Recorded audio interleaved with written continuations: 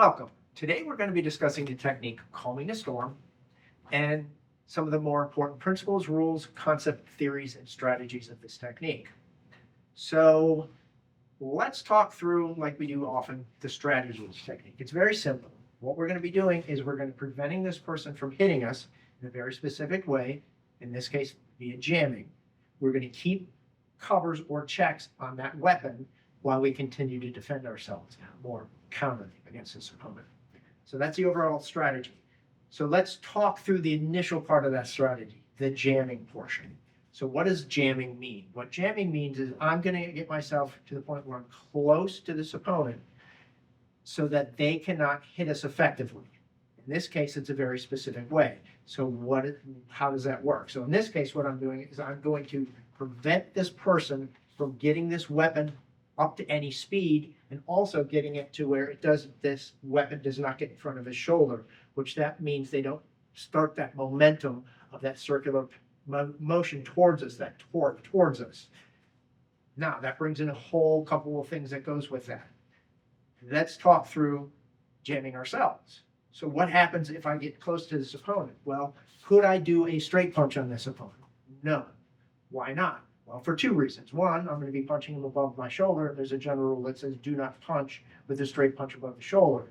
And two, the straight punch is for maximum distance. And since we're jamming this opponent, we're getting very close to this opponent. So that brings in the second piece. We now have to change the orientation of our strike in order to hit them effectively, jamming them rather than jamming ourselves. So the way that would work is, as they begin to come forward, we're jamming. If you notice, I'm very close to this opponent, and I want to get them under check, both the weapon and their depth and their height, by making them bend back. Now, there's one other thing that we need to think about here is the outer rim. We normally think about the outer rim that comes from our eyebrows out to our shoulders, down to our groin. This is width and depth, but there's also an outer rim that goes width and height. There's also depth to this outer rim.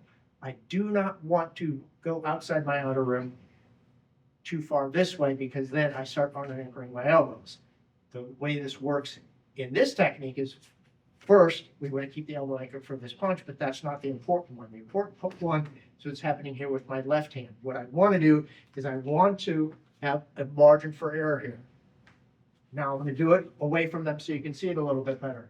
I do not want this to be extended forward, because that reduces my margin for error, both top and bottom, the more I reach outside my outer rim. So I want to maintain this in a vertical manner. So even though they go up and down to a certain degree, I can compensate for it and have a big margin for error on it. So the way to think about this is I want to stay within my outer rim to the point where I can keep this vertical. So one more concept that we want to think about here is the circle inside the square. Or the other concept to think about that is zones of sanctuary. The reason why we think about it as circle and a square, because it gives you a visualization of, let's do it this way. We have a circle with a square around it. We have 4 zones of sanctuary. Those are areas of that square that do not touch that circle. But there is a 5th one, which is right at the center of that circle, which the reason why they're called calming the storm is because just like a hurricane, the calmest part of a hurricane is at the center. Okay, so in this case, what we're doing is we're going to the center, or the 5th zone of sanctuary. Okay, so now that we've done all that, let's talk through the next piece. We've come to here, and we want to think about this from a perspective of white dot and black dot. Okay, so what's the difference between the two?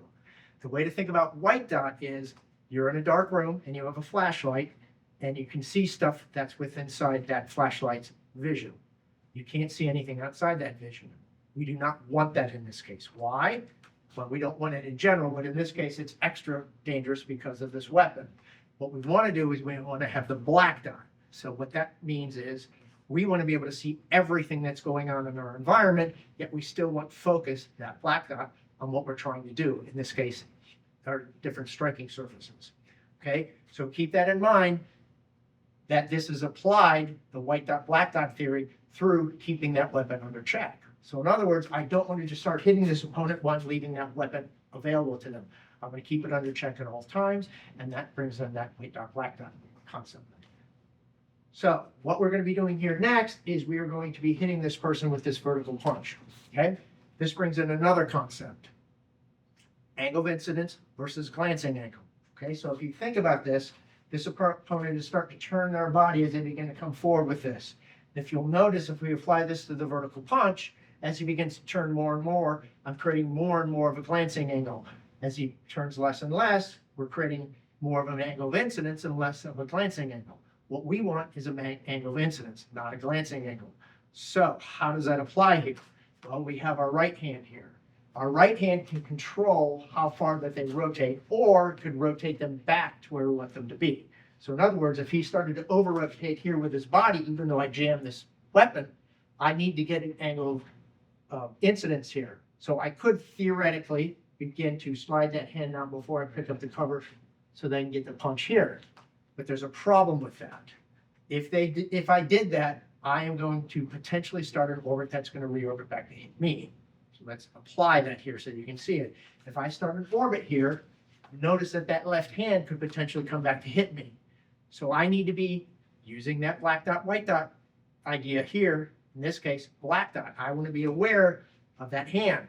If I begin to push this and they come at me, I might have to turn this from that vertical punch to a cover before I finish up that technique.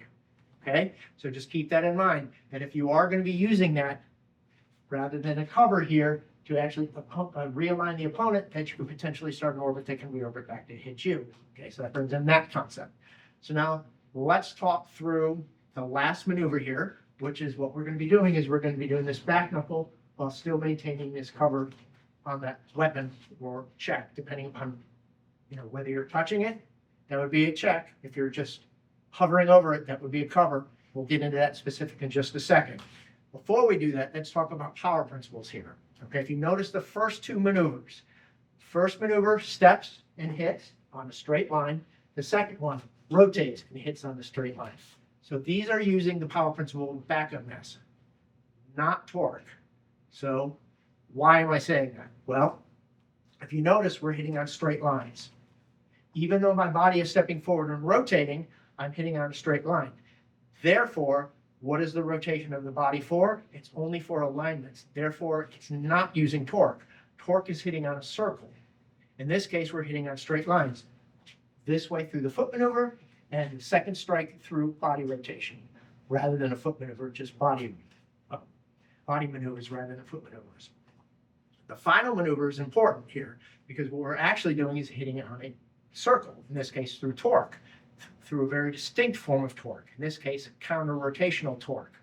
There are three types of torque: direct, counter, and isolated. In this case, the primary one is counter-rotational, but you are using an element of isolated. So let's explain that. So if I'm in this position, if you notice, if I want to hit, I have to turn my hand in order to hit that. This would be a form of isolated torque, where my body is not engaged at all, but my hand is rotating. Therefore, that's isolated torque. Counter-rotational torque, in this case, I'm going to do it towards the camera, is where the main part of my body is turning in one direction, and the other part of my body, in this case, the arm, is going in the other direction. That is counter-rotational torque. And the other way to think about this is everything's going in one circle, and that's direct rotational force. So in this case, we're using counter-rotational torque. Okay, so let's bring up one more element, and that is how we're doing this cover or check. In this case, let's talk through this left hand. I am not just doing my hand like I did in the beginning, where I'm actually jamming. I'm actually trying to improve upon that to a certain degree. The way to think about it is, rather than keeping this hand up straight, what I'm going to do is I'm going to bend it back like this, creating an open-ended triangle, in this case for defense rather than offense. We normally use it in a discussion of offense. In this case, it's for defense. What I'm going to try and do is get that hand or arm into that open-ended triangle, which will make it more difficult for this opponent to try and get out of that open-ended triangle. Okay, so that brings in the open-ended triangle in a defensive manner. Okay, so now that we've talked through all of this stuff, well, let's show you a quick demonstration of this technique so that you can see it being executed. Yep.